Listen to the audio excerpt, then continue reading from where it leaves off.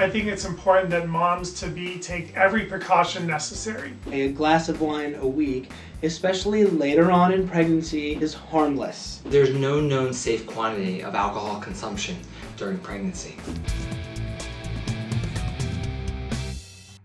I'm 8 months pregnant and I'm really craving a glass of wine. Can I indulge? In my opinion, the safest choice is to completely abstain from alcohol during pregnancy.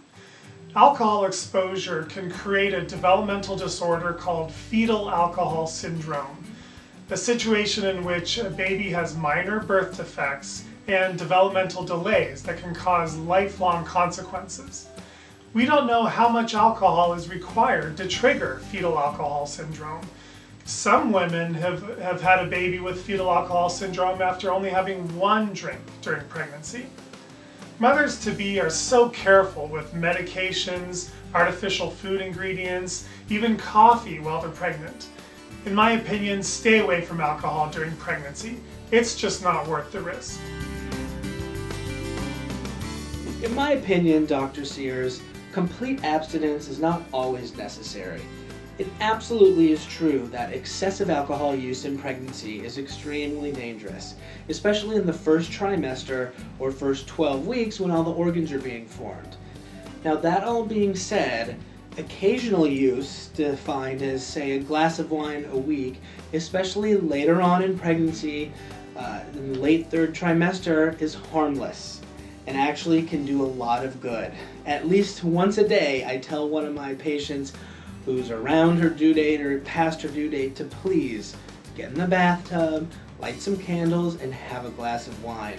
And it's really, really helpful for them. Dr. Sears and Dr. Rothbard, I actually agree a little bit with both of you.